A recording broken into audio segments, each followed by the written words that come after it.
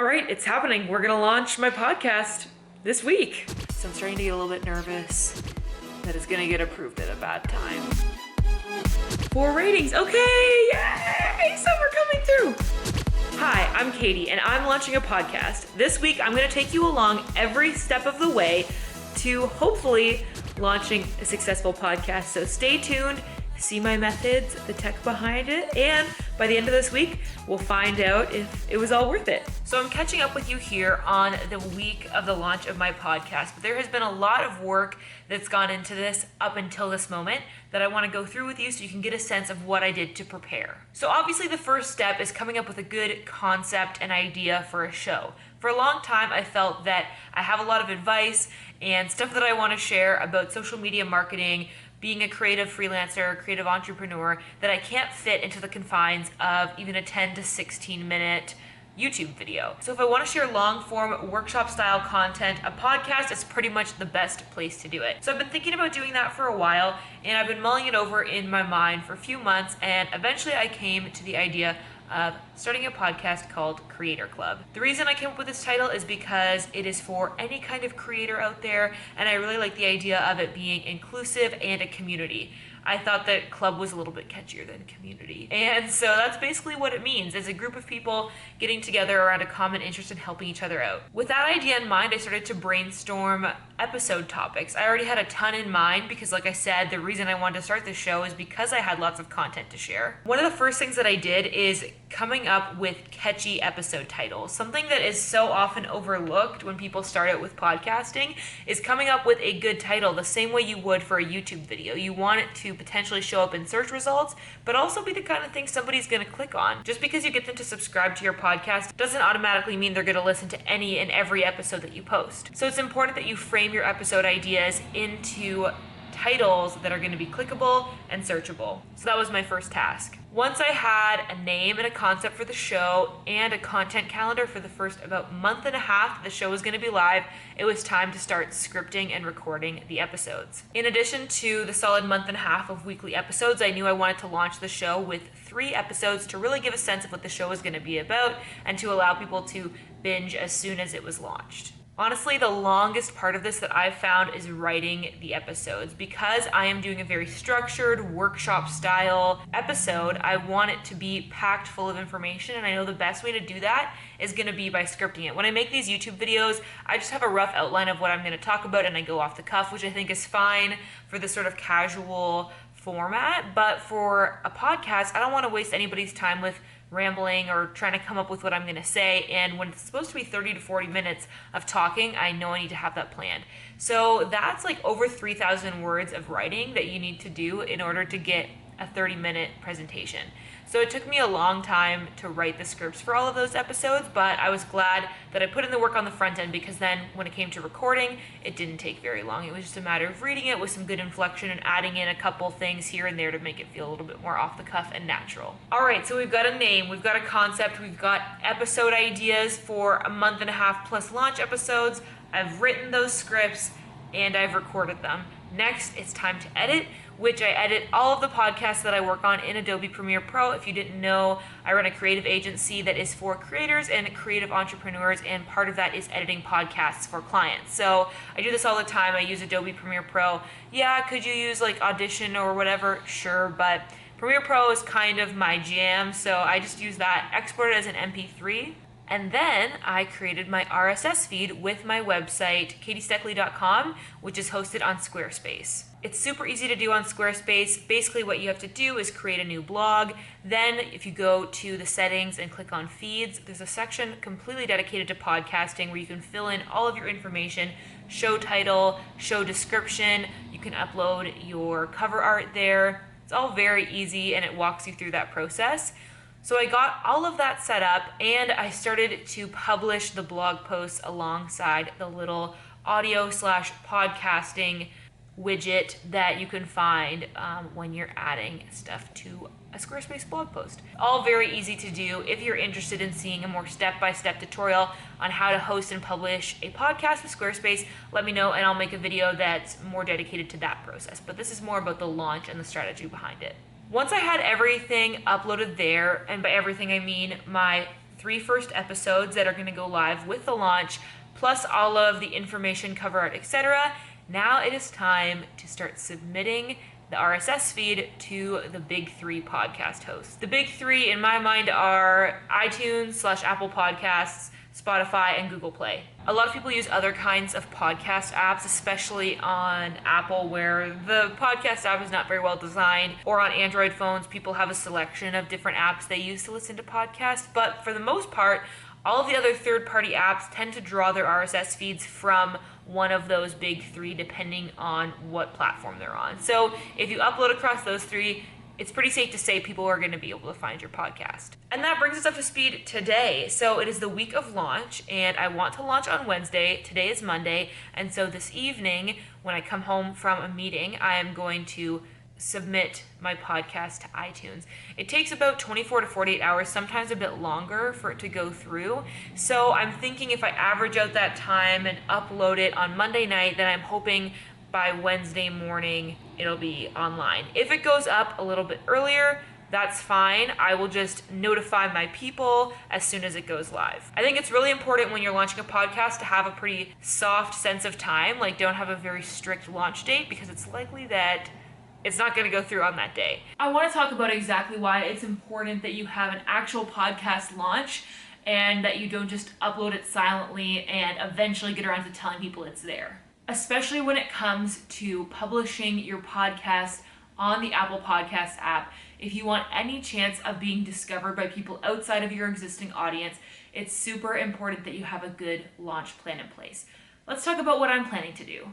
A few weeks back, I reached out to my followers on Instagram and said, I'm looking for a group of people to help me with a launch of an upcoming project. If you're interested, please join this DM group chat and I'll give you more information. Basically, inside that chat, I explained to them I'm starting a podcast and I really want it to do well in the Apple Podcast chart, if at all possible.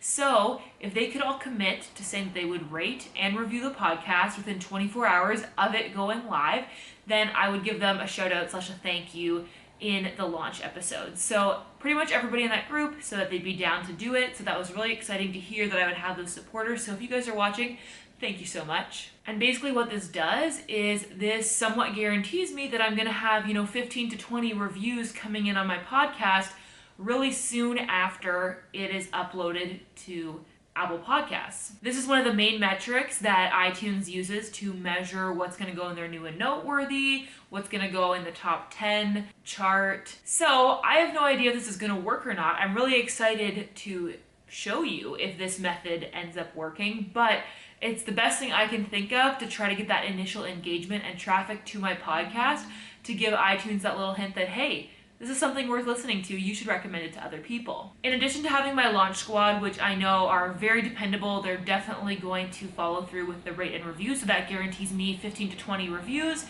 I'm also obviously going to share it with my Instagram people in general and on my email list as soon as it goes live. So after I submit it to iTunes tonight, I'm going to be vigilantly watching my email inbox to know as soon as it goes live in iTunes so that I can send out my pre-prepared launch stuff on Instagram and via my email list so that I can get as much traffic to my podcast within the first 24 hours of it going live as possible. So in addition to this pretty complex launch strategy for the iTunes app, I'm also going to be submitting it to Spotify and Google Play, but I'm actually going to do that tomorrow on Tuesday in the afternoon because in my experience, it gets a lot more quickly approved there. Google Play, honestly, I'm not too worried about. Not a lot of people listen to podcasts there anymore, but I think it is a feeder service into some smaller apps that some people use. Spotify is definitely important, but I've found Spotify can take anywhere between 2 to 12 hours to get approved. So I'm not going to do it as far in advance as I am on iTunes. So hopefully all that makes sense to you. I just definitely want to communicate that it's important to think about how am I going to get people to my show? How am I going to get those reviews that are so important, especially in the early days, to getting the traction on your podcast that you're hoping for? And this is the strategy that I'm using. So it'll be really interesting to report back in a few days how it all goes. So with all that being said, I will check in with you later this evening when I go ahead and submit my RSS feed to iTunes. All right, I am back. It is now pretty much 10:30 p.m. I'm home from my meeting this evening and I'm just jumping on my laptop here to submit Creator Club to Apple Podcasts. So I'm going to spare you all of the specific tech details, but like I've said before, if you want a video on that, totally let me know. Basically, I'm going to go grab my RSS feed from the blog that I made on my Squarespace site, and I'm going to log into iTunes Connect and just log in with my own Apple ID, like that's what I plan to use, and it's very straightforward from there. And of course, you have to put in a million codes to log into this so that they know that it's you. So yeah, we're doing this. Happy Tuesday. It is 10:30 a.m. on Tuesday, roughly 24 hours before I'm hoping to launch the Creator Club podcast. So I am now going to go and submit my show to Spotify and to Google Play. Obviously, we're still waiting on the iTunes approval, but that's all in perfect timing, all in the Lord's timing. Yeah, oh, there's a Sprinter van. Oh, I see them like every day out the window. I'm like, I should convert one of those into a home. Hello, it's Wednesday. Just a quick timing update for you. So the podcast has been approved on Spotify and on Google Play, but we are still waiting on, honestly, the most important one, which is Apple Podcasts. Tonight at like 10 p.m., it'll be 48 hours since I submitted it. So sometimes it can take longer than that. We'll see. Maybe it'll be tomorrow morning when it goes live. Again, I'll let you know when it happens. I'm still waiting for iTunes to approve my podcast. I submitted it on Monday night. Then we went to Tuesday night, Wednesday night, that's 48 hours. So it is now past 48 hours. It's Thursday afternoon. Still haven't gotten that approval email, so hopefully it goes up before the end of the week. I'd be really annoyed if it launched on the weekend because I feel like people are going to be a lot less attentive on social media if that's when it goes up. So I'm hoping that during the day today or tomorrow morning, I'll be able to tell my people that it's on iTunes because I just really want to have a chance for it to do well in the iTunes algorithm, which the launch is so important to that. So I'm starting to get a little bit nervous that it's going to get approved at a bad time, but we'll see what happens. Well, hello there. Bet you didn't expect to see me like this in this video. Just letting you know that unfortunately the podcast got approved kind of in the middle of the night, so it's now early on Friday morning and it's finally in the iTunes podcast app. So I jumped out of bed, showered obviously. I'm gonna get dressed and start sending out the promo stuff this morning, so hopefully I'm not too late to get that bump of engagement that the podcast app is looking for. So we'll see how it goes. All right, email is sent out and I've posted on Instagram stories and I've let my DM group know that the podcast is live. I think there are reviews that are starting to go up, but for whatever reason, Apple Podcasts is really slow at updating that, so I can't see any of them. So in a few hours, hopefully we'll see some reviews coming in.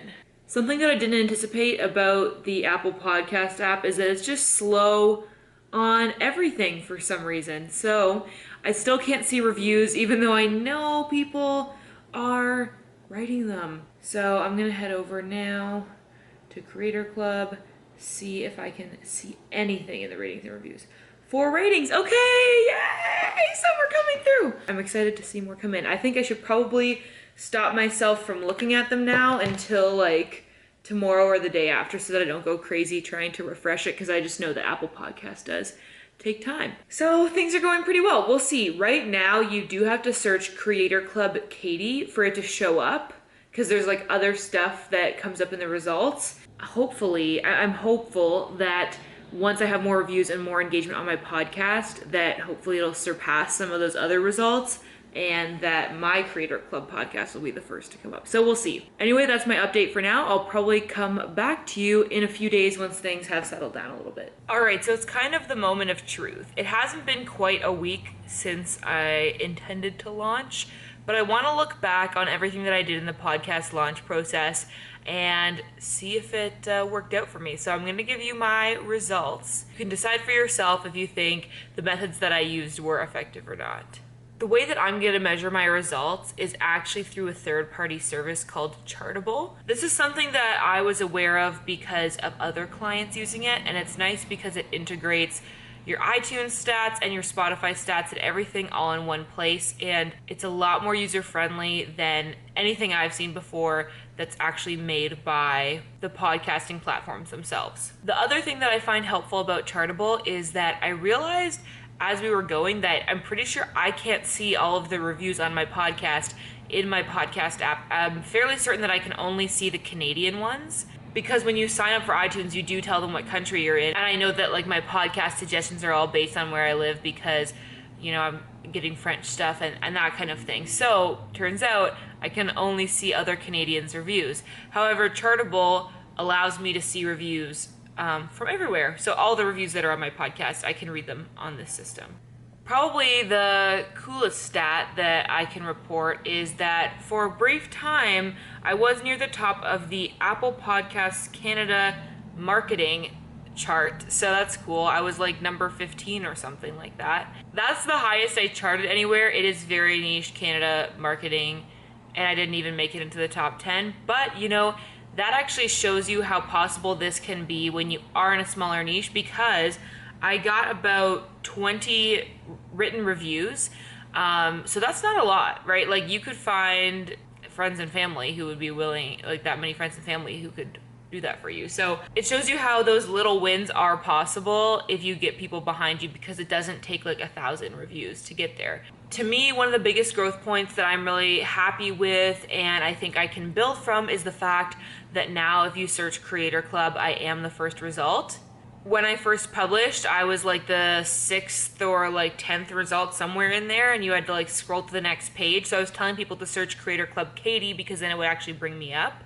But now if you search Creator Club, I am the top result, so I'm happy with that, and it means that it's going to be a little more findable and that kind of thing. So let's see if I search social media, do I come up? That's like obviously really broad, I'm just curious. Okay, I do. My podcast actually does come up. It's on like the 3rd page of results, but it does come up there, so that's cool. If I go content creation, that's a little bit less of a common search term, but it should hopefully bring me up. Nice. So I am on the 1st page of the content creation search results, so that is really awesome. And then if you search Creator Club, I am the very first result. So that is perfect. As much as I was hoping to like get on some charts or something like that, the main goal of having a launch, getting a lot of traffic to my podcast in the early days and getting as many reviews as possible, the main goal of that was to do better in the algorithm overall, because that long term was going to be more helpful to me. So showing up in those 3 search terms that I really wanted to, that's going to ultimately help me find more viewers over time. So to me, that's a really good outcome. And I only hope that as time goes on, I can drive more traffic to my podcast and maybe one day climb up there in the charts for like business or marketing or something like that. Anyway, I hope you found this little experiment interesting and it maybe gave you some insight into how you might like to launch a podcast. If you're interested in seeing more podcast how-tos, let me know in the comments, because I really do like talking about it. I find it an interesting medium. So if you want to hear more about it, let me know. If you do like this kind of thing, check out this video about what you need to know before you start a podcast. But before you go watch that, make sure you hit the subscribe button so you don't miss any of my future videos. I try to upload at least twice a week, and I wouldn't want you to miss any of them. So again, thank you so much for watching, and I hope that you are having adventures and following your dreams, and I'll see you in the next video. Bye! Oh, also go subscribe to Creator Club on iTunes. Okay, bye.